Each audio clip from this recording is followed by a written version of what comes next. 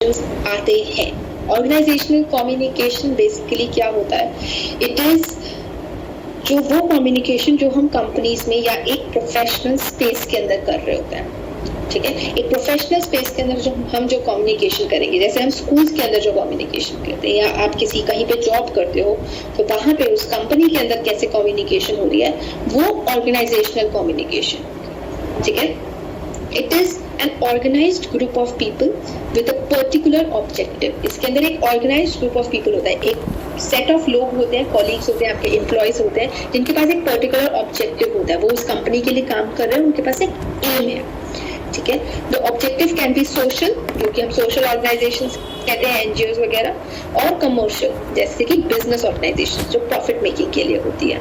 ठीक है, तो दो तरीके के ऑब्जेक्टिव्स भी हो सकते हैं उनके।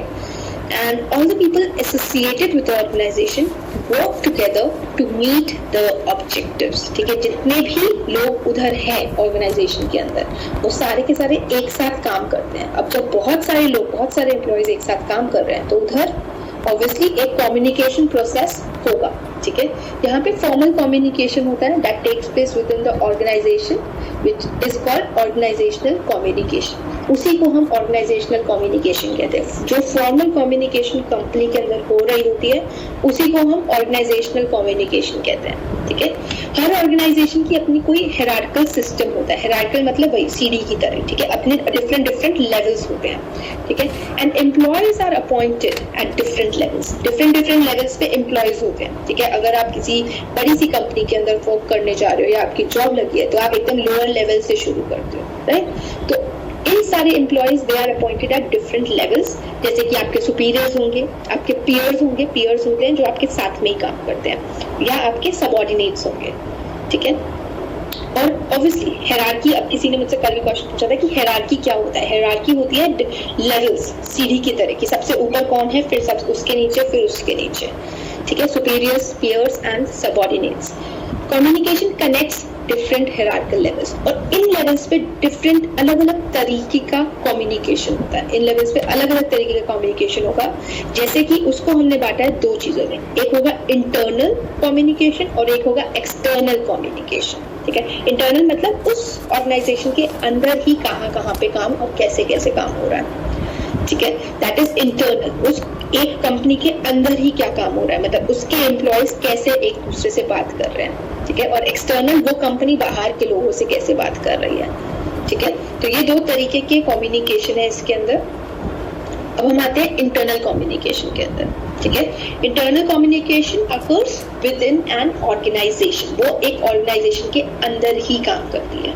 ठीक है, इट टेक्स प्लेस बिटवीन और अमंग द एम्प्लॉयज। ठीक है, ये एम्प्लॉयज के साथ में, ठीक है, बिटवीन और अमंग द एम्प्लॉय, उन सबके बेसिकली एम्प्लॉयज ही बात करते हैं इंटरनल कम्युनिकेशन के अंदर। जितने भी एम्प्लॉयज हैं, उनके मैनेजर्स, उनके क्लर्क्स, ठीक है, उनके मेलमैन, ये सारे के सारे लोग इंक्लूडिंग द बॉस, ठीक है, वो सारे के सारे इंटरनल कम्युनिकेशन के अंदर काम करेंगे।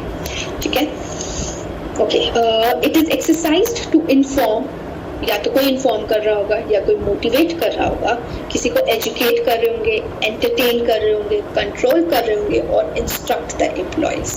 ठीक है, या आप सिर्फ एक इंस्ट्रक्शन दे रहे होंगे, उसके अंदर इंटरनल कम्युनिकेशन आता है। It can occur through emails, emails के थ्रू हो सकता है, जब मेल्स आती हैं आपके पास अपने बॉस से, पोस्टर्स, डॉक्यूमेंट्स, स्टाफ मीटिंग्स, इन सारी चीजों से इंटरनल कम्युनिकेशन हो सकता है।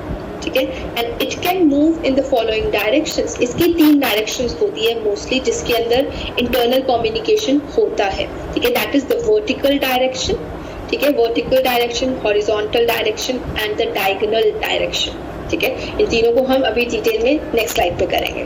इसके अलावा एक और डायरेक्शन होती है जहां पे इंटरनल कम्युनिकेशन होता है। ऑर्गेनाइजेशनल कम्युनिकेशन का इंटरनल कम्युनिकेशन एक और तरीके से होता है, वो होता है ग्रेप वाइन कम्युनिकेशन। यहाँ से बहुत बार क्वेश्चन आते हैं कि ग्रेप वाइन कम्युनिकेशन क्या होता है। ठीक है, तो वो भी हम इसी वाली क्लास के अंदर डिस्कस करेंगे कि ग्रेप वाइन कम्युनिकेशन क्या होता है। ओके, तो let's skip to the following directions कि किस किस डायरेक्शन में हम कम्युनिकेशन कर सकते हैं। ठीक है, तो पहला इज द वर्टिकल डायरेक्शन। ठीक है, वर्टिकल इंटरनल कम्युनिकेशन, जब हम वर्टिकली एकदम सीधी ठीक है, उसी के अंदर जा रहे हैं और आसपास और किसी डायरेक्शन में वो मूव नहीं करेगा, फिक्स्ड डायरेक्शन है इनकी, ठीक है। The communication that takes place between the employees of two different hierarchical levels, दो डिफरेंट हायरार्की के ऊपर है वो एम्प्लॉयज और उनके बीच में कम्युनिकेशन हो रहा है, तो उसको हम वर्टिकल कम्युनिकेशन कहते हैं। ये अपवर्ड भी हो सकता है, ये डाउनवर्ड भी हो सकता है। अपवर्ड कैसे होगा, जैसे किसी स्टूडेंट को प्रिंसिपल तक कोई बात पहुंचानी है, स्कूल के अंदर किसी स्टूडेंट को कोई शिकायत है एंड उसे प्रिंसिपल तक बात पहुंचानी है। अब सभी स्कूल में पढ़े, कोई भी सीधा प्रिंसिपल रूम में जाके एंटर होके ये नहीं बोल सकता मैम ये प्रॉब्लम है मुझे, राइट। तो स्टूडेंट जो है वो इस वर्टिकल कम्युनिकेशन के अंदर कम्युनिकेट करेगा। पहला स्टूडेंट जो है वो टीचर के पास जाएगा, अपनी क्लास टीचर के पास जाएगा और फिर वो टीचर प्रिंसिपल तक उसकी बात लेके जाएगी, ठीक है। तो ये अपवर्ड मूवमेंट है, नीचे से ऊपर जा रहे हैं, ठीक है। तो अपवर्ड मूवमेंट जो होती है, the purpose of upward movement is to convey information. हम कोई इंफॉर्मेशन दे रहे होते हैं, कुछ बता रहे होते हैं या कुछ सजेस्ट कर रहे होते हैं, अपने आइडियाज बता रहे हैं, कुछ प्रपोजल्स दे रहे हैं या कोई कंप्लेन कर रहे हैं, तो उसमें हम अपवर्ड मूवमेंट यूज करते हैं, ठीक है। और दोनों की दोनों मूवमेंट बहुत फॉर्मल है, ये याद रखना है, ठीक है। और next is the downward movement, कि नीचे, ऊपर से नीचे आना, यानी कि कोई जो प्रिंसिपल है उसको स्टूडेंट तक कुछ बात पहुंचानी है, ठीक है। जैसे कि स्पोर्ट्स डे हो रहा है, तो sports day teachers doesn't organise that, एक प्रिंसिपल जो है वो इंफॉर्मेशन देता है कि हाँ हमें स्पोर्ट्स डे मनाना है, तो प्रिंसिपल टीचर को इंफॉर्मेशन देगा और टीचर स्टूडेंट को बताएगी ये सारी चीजें, ठीक है। तो ये डाउनवर्ड मूवमेंट हो गई, जब एक सुपीरियर इंसान अपने नीचे सबऑर्डिनेट से कम्युनिकेट कर रहा होता है, तो ये भी वर्टिकल ही है, ये और किसी डायरेक्शन में नहीं जा रही। प्रिंसिपल सीधा स्टूडेंट से बात नहीं कर रहा, ठीक है, वो एक प्रॉपर डायरेक्शन के अंदर है, वो पहले टीचर से बात करेगा, फिर वो टीचर स्टूडेंट से बात करेगी, ठीक है। The purpose of downward movement is to convey programmes, instructions देना, प्रोग्राम्स करना और ऑर्डर्स देना, स्पेशली ऑर्डर देना। ऑब्वियसली जो आपका बॉस है वो आपको ऑर्डर ही देगा, ठीक है। तो ये वर्टिकल इंटरनल कम्युनिकेशन है, ओके। इसके बाद हमारे पास है horizontal internal communication. This communication does not only move in upward and downward, ये अपवर्ड और डाउनवर्ड ही जाती है वो horizontal communication, but it also proceeds in a horizontal manner and takes place among the persons of equal rank or status। यहाँ पे जो communication है वो जो इक्वल रैंक के लोग हैं वो कम्युनिकेट कर रहे हैं, तो उसे हम हॉरिजॉन्टल कम्युनिकेशन कहते हैं। या सिर्फ सुपीरियर्स, एक सुपीरियर दूसरे सुपीरियर से बात कर रहा है, एक मैनेजर दूसरे मैनेजर से बात कर रहा है, या एक एम्प्लॉय दूसरे एम्प्लॉय से बात कर रहा है, तो वो हॉरिजॉन्टली जा रही है वो लाइन हमारी। It generally takes place among the departmental heads who are responsible for different functional areas of the organization। एक बॉस है, उसकी कंपनी है, उसके अंदर डिफरेंट डिपार्टमेंट हेड्स है, या एक स्कूल है, ठीक है, पूरा स्कूल है, उसके अंदर डिफरेंट डिपार्टमेंट्स है, जैसे there is a physics department, there is a chemistry department, ठीक है। तो दो डिपार्टमेंट्स हैं हमारे पास, और वो दो डिपार्टमेंट के जो हेड्स हैं, फिजिक्स और केमिस्ट्री डिपार्टमेंट के जो हेड्स हैं, वो एक दूसरे से बात कैसे करेंगे, ठीक है। प्रिंसिपल कुछ उन्हें बताएगा and then they would coordinate with each other and then they would pass that information to their employees, या to the students, ठीक है। It generally takes place among the departmental heads, वही बताया मैंने।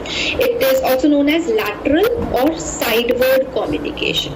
इसका एक और नाम है lateral या sideward, क्योंकि वो साइड में जा रहे हैं, ठीक है। It promotes cooperation, coordination, teamwork, and it is less formal and structured as compared to the upward and downward communication। ये थोड़ी सी कम फॉर्मल होती है as compare to the upward and downward, यानी कि जो वर्टिकल कम्युनिकेशन है उससे थोड़ी सी कम फॉर्मल होती है, क्योंकि दो इक्वल रैंक के लोग ही बात कर रहे हैं एक दूसरे से। इसको समझने का एक बहुत ही ईज़ी सिनेरियो है। फॉर एग्जांपल, ऐसी जो मैंने स्कूल का एग्जांपल दिया था आपको, ठीक है, कि आप स्कूल के अंदर हैं, ठीक है, एंड एक प्रिंसिपल है, ठीक है, he calls the department head of physics and chemistry, ठीक है, एंड उनको बोलता है कि आपको अब एक ही लैब जो है वो यूज करनी पड़ेगी, आपको एक ही, वो साइंस की जो लैब होती है आपको एक ही लैब यूज करनी पड़ेगी, आप कोऑर्डिनेट कर लो कि आप कैसे अपनी क्लासेस रखोगे उसके अंदर, ठीक है।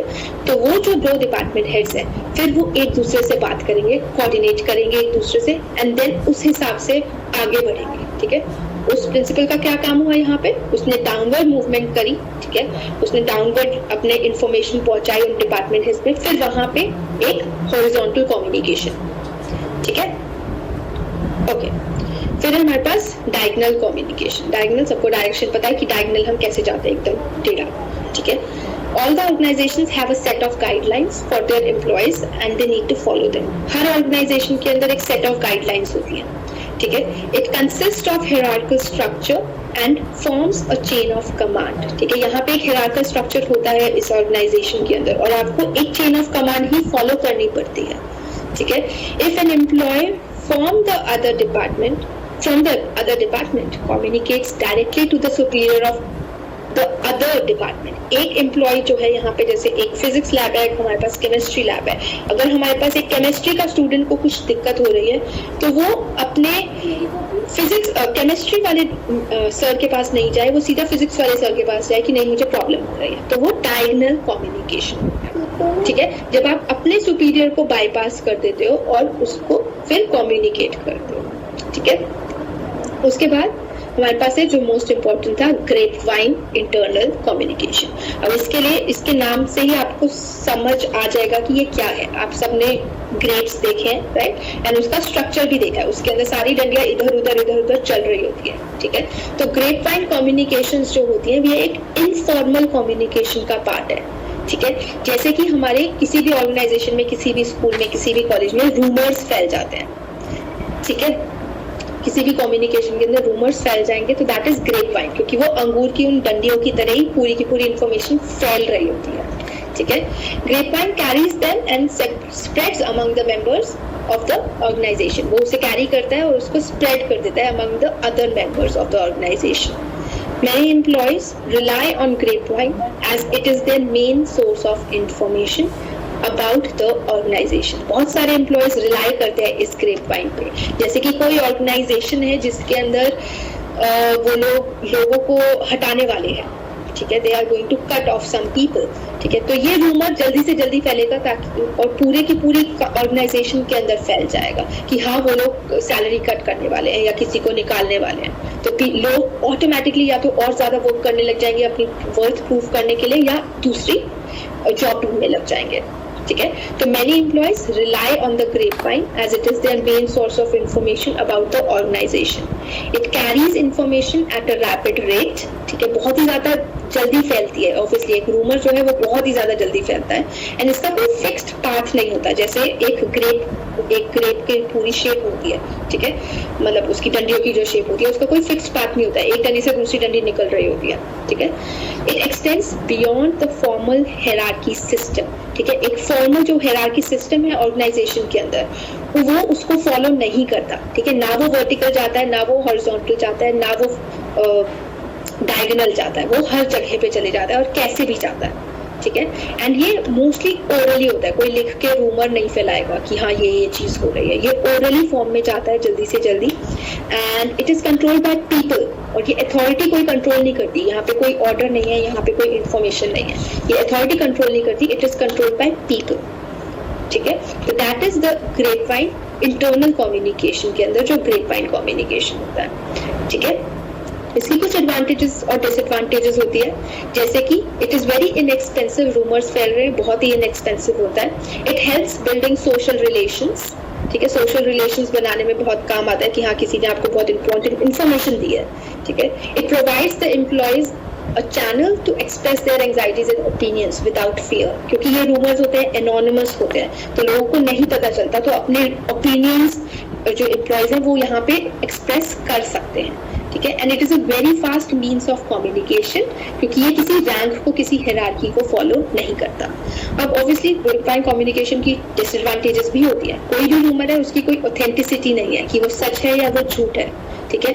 और इससे ऑब्वियसली मिसअंडरस्टैंडिंग्स भी क्रिएट होती है कि हाँ ये झूठ, अगर वो झूठ है तो ये किसने फैलाया, ठीक है. प्लस अगर किसी इंसान के बारे में वो रूमर फैला है तो it can harm their reputation of that individual और ऑफ दैट ऑर्गेनाइजेशन, ठीक है. तो ये हमारे पास चैप्टर नंबर 4 के अंदर इंटरनल कम्युनिकेशन का पार्ट थे, ग्रेपवाइन कम्युनिकेशन तक. फिर हमारे पास है कुछ एक्सटर्नल कम्युनिकेशन. ये बहुत ही इजी है. External communication in the sense एक कंपनी बाहर के लोगों से कैसे बात करती है, अपने अंदर के लोगों से नहीं, बाहर के लोगों से, ठीक है. Formal communication occurs not only within but also outside the organisation, ठीक है.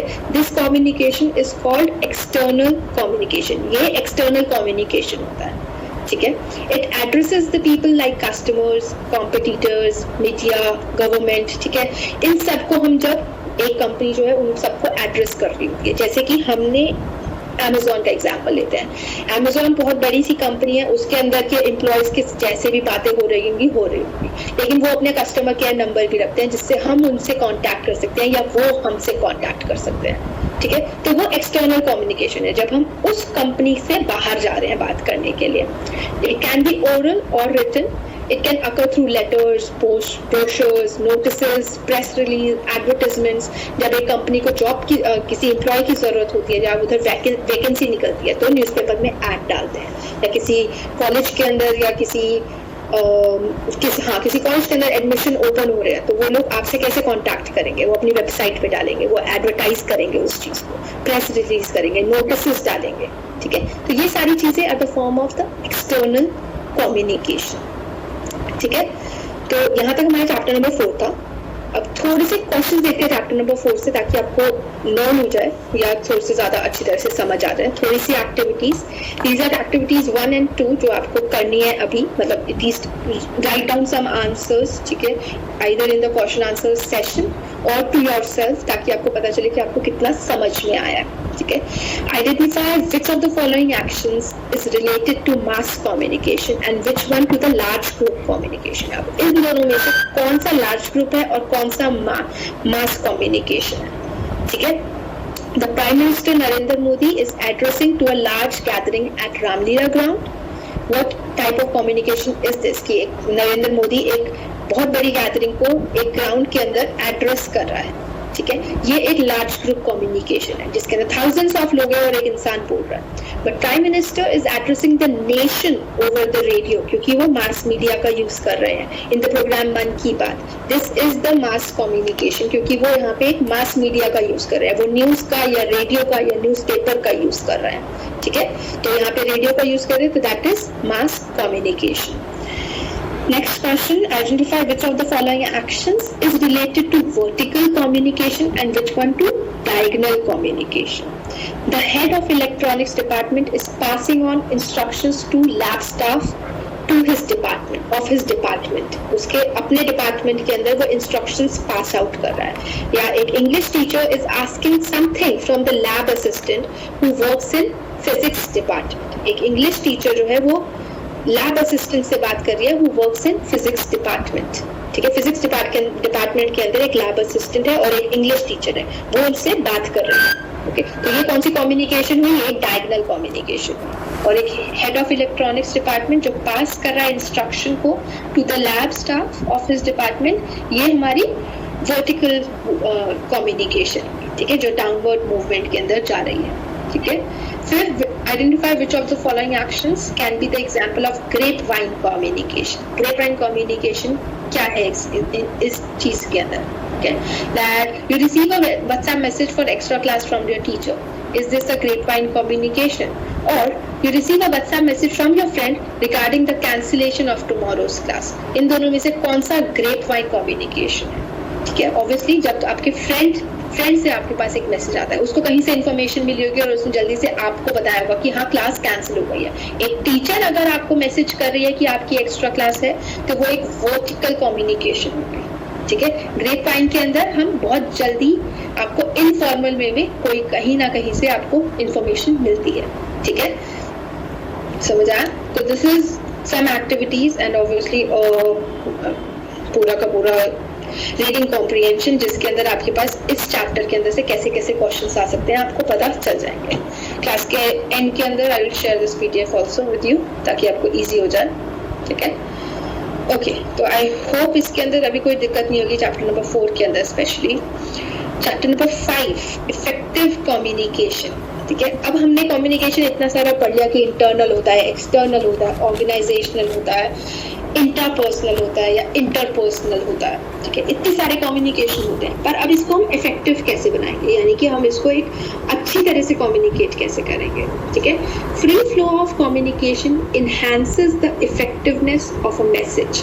एक फ्री फ्लो होना चाहिए कम्युनिकेशन के अंदर, जिसकी वजह से वो जो इफेक्टिवनेस है उस मैसेज की वो बनाए रखते हैं, ठीक है। And effective communication helps in achieving all the intended objectives. अगर मैं यहाँ पे आपसे कम्युनिकेट कर रही हूँ और बीच में मेरा वाईफाई खराब हो जाता है एंड वीडियो आवाज़ नहीं आ रही होती, वीडियो रुक रही होती है, तो it creates a miss communication. वहाँ पे मिस कम्युनिकेशन होती है, यानी कि कम्युनिकेशन पूरा नहीं हो पाता।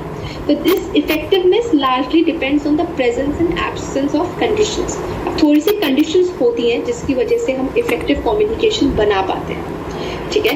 देयर आर फेवरेबल कंडीशंस, जैसे कि बहुत ही फेवरेबल कंडीशंस हो, एक काम सी प्लेस हो, क्वाइट एनवायरनमेंट हो, प्रॉपर फिजिकल फैसिलिटीज हो, तभी आप एक कम्युनिकेशन इफेक्टिवली ले पाओ, ठीक है। अगर आप एक बहुत ही क्राउडेड रूम में बैठ के ऑनलाइन क्लासेस ले रहे हो, ना आप क्लास समझ पाओगे, ना आप उन लोगों के साथ बैठ पाओगे, तो वो इफेक्टिव कंडीशन नहीं है, ठीक है। And there are unfavourable conditions like बहुत सारी नॉइज आ रही है पीछे से, या इनडिसिप्लिन है, ठीक है, जो हमारी कम्युनिकेशन के अंदर हिंडर करता है, यानी कि जो हमारी कम्युनिकेशन के अंदर प्रॉब्लम क्रिएट करता है, ठीक है। When a message is incomplete, inaccurate or has a break, then miscommunication happens. जब आपका मैसेज इनकम्प्लीट होता है या इनएक्यूरेट होता है, अगर वो एक्यूरेट ही नहीं है तो ऑब्वियसली मिसकम्युनिकेशन होगी, या उसके बीच में वो आपकी आवाज़ कट जाती है, then miscommunication happens. It is a state when receiver fails to understand intended meaning of the message, कि आप क्या समझाना चाहते हो, रिसीवर को वो समझ में ही नहीं आएगा, ठीक है। तब आपका मिस कम्युनिकेशन होता है, जब रिसीवर तक आपका मैसेज पहुंच तो गया लेकिन उसको समझ नहीं आया, ठीक है, क्योंकि या तो वो इनकम्प्लीट था, या तो आपने आधे आधे वर्ड्स बोले थे, या आपने इनएक्यूरेट चीज़ बोली थी, या आपकी आवाज़ बीच में कट गई थी, तो वो मैसेज ब्रेक हो गया था। इस वजह से आपको उसका इंटेंडेड मीनिंग का मतलब है कि आप जो मीनिंग आप उस तक पहुंचाना चाहते हो वो उसको नहीं मिला, वो मीनिंग नहीं मिला, ठीक है। तो कुछ कॉजेज होते हैं मिस कम्युनिकेशन के अंदर, ठीक है, 4 तरीके के। There are noise, culture, rules and regulations and mechanical failure. ये 4 तरीके से ही मिस कम्युनिकेशन हो सकती है, ठीक है।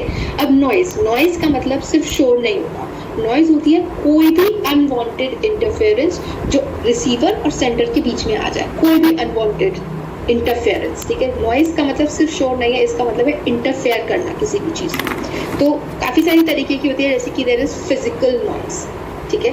फिजिकल नॉइज होती है यानी कि ऑब्वियसली जैसे आपका कभी कभी देखा होगा कि if you are talking to someone on a video chat, अगर आपका जो ईयरफोन है उसका जैक थोड़ा सा बाहर निकल जाए तो it would create some noise in that, मतलब फ़ोन के अंदर आपको थोड़ी सी आवाज़ सुनाई दी। तो फिजिकल नॉइज होती है, it is the external noise, the speaker and the receiver has no control over it. उसके अंदर हमारा कोई कंट्रोल नहीं होता, जैसे पहले लैंडलाइंस यूज होती थी एंड उसके अंदर कुछ डिस्टर्बेंसेज आ जाती थी ड्यूरिंग द कॉल, तो उसके अंदर ना स्पीकर का कंट्रोल है ना रिसीवर का कंट्रोल है उसके ऊपर, ठीक है। For example the faulty telephone lines, obviously वो फिजिकल नॉइज है, ठीक है। फिर फिजियोलॉजिकल नॉइज, जो एक बैरियर है जो स्पीकर या लिसनर जो है वो खुद अपने लिए बनाता है। It is created by a barrier with in the speaker और द लिसनर, ठीक है। जैसे कि अगर किसी बूढ़े इंसान से आप बात कर रहे हो and he has hearing problems, ठीक है, तो आप उस तक आपकी आवाज़ उस तक पहुंच ही नहीं पा रही है, तो इट्स अ फिजियोलॉजिकल नॉइज, ठीक है, कि आपकी आवाज़ उस तक नहीं पहुंच पा रही because he has a hearing problem, तो it's a barrier between the speaker and the listener, ठीक है। फिर होता है साइकोलॉजिकल नॉइज जो आपके माइंड के अंदर होता है कि आप समझना ही नहीं चाहते हो उस चीज़ को। When the state of the speaker or the listener's mind affects the meaning of the message, जब आपका खुद का माइंड आपके लिए बैरियर बन जाता है, किसी का भी, स्पीकर का या फिर लिसनर का, ठीक है। अगर एक टीचर लेक्चर दे रही है एंड शी सीज कि उसके सारे के सारे students are someone is yawning, कोई शोर मचा रहा है, ठीक है, एंड वो बहुत ही फ्रस्ट्रेट हो जाए, ठीक है, और वो ना समझाए फिर आपको आगे क्लास के अंदर, तो ये फिजिकल ये एक साइकोलॉजिकल बैरियर होगा आपके उस कम्युनिकेशन के अंदर, ठीक है।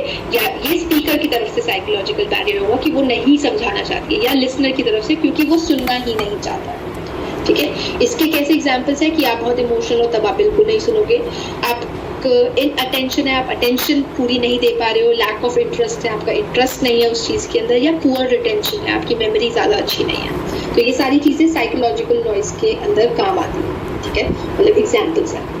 फिर आपका है सिमेंटिक नॉइज, सिमेंटिक बैरियर। यहाँ पे नॉइज को शोर की तरह मत लो प्लीज, यहाँ पे इनको बैरियर्स की तरह समझना है, ठीक है। तो सिमेंटिक बैरियर का मतलब है जब आप कोई वर्ड मिसअंडरस्टैंडिंग क्रिएट कर दे, यानी कि जो लिसनर है, ठीक है, या आप कुछ वर्ड बोल रहे हो और जो आपका रिसीवर है वो उस वर्ड का अलग ही मतलब लेके जा रहा है, ठीक है। जैसे कि आप कुछ इनकरेक्ट प्रोनाउंसिएशन कर रहे हो, कोई वर्ड है जिसको हम बहुत ही इनकरेक्ट सा प्रोनाउंस करते हैं, तो वो सिमेंटिक नॉइज हो जाएगी। या आप ट्रांसलेट अच्छे से नहीं कर रहे हो, फॉल्टी ट्रांसलेशन है, या इनएप्रोप्रिएट लैंग्वेज यूज कर रहे हो जिससे आपके रिसीवर को आपकी जो मीनिंग है वो समझ में नहीं आएगा, तो वो सिमेंटिक नॉइज है। सिमेंटिक का मतलब होता है study of the words, study जो हम वर्ड्स को पढ़ते हैं उसको हम सिमेंटिक कहते हैं। तो ये 4 तरीके की नॉइजेस हैं जो हमारे पास, 4 तरीके के बैरियर्स हैं जो हमसे मिसकम्युनिकेशन, जिसकी वजह से मिसकम्युनिकेशन होता है, ठीक है।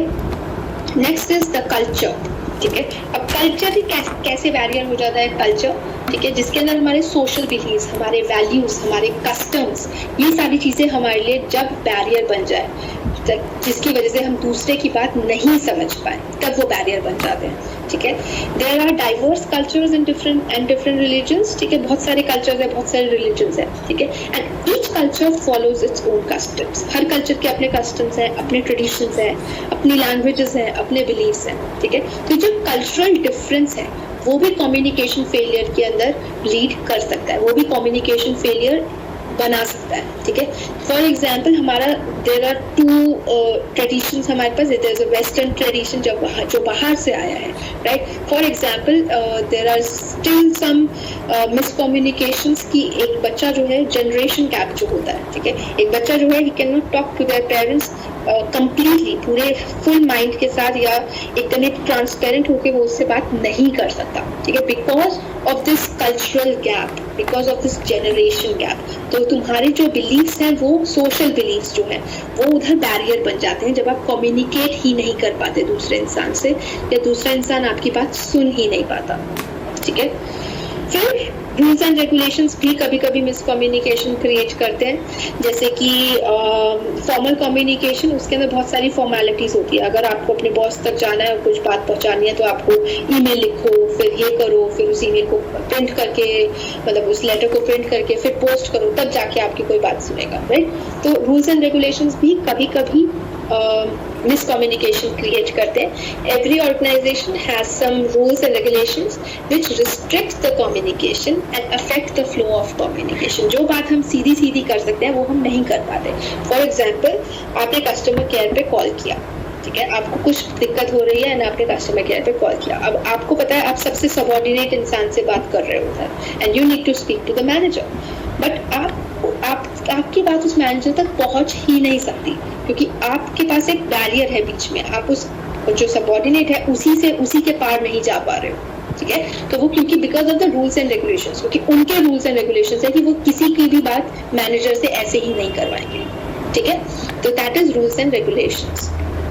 फिर किससे होता है, मैकेनिकल फेलियर्स हो जाते हैं। ऑब्वियसली आपके इक्विपमेंट प्ले करना बंद हो जाए, अभी आप ऑनलाइन क्लास ले रहे हो और आपका डेटा खत्म हो जाए, ठीक है, तो वो मैकेनिकल फेलियर है। Mechanical equipment play an important role in communication in case of large audiences, जहाँ पे आप बड़े बड़े जैसे कॉन्सर्ट्स हो रहे हो अगर कहीं पे, ठीक है, जहाँ पे बहुत सारे स्पीकर्स चाहिए हों उनको और वो स्पीकर चलना ही बंद हो जाए, ठीक है, तो वो मैकेनिकल इक्विपमेंट फॉल्टी हो जाता है, तो उससे कम्युनिकेशन नहीं हो पाता।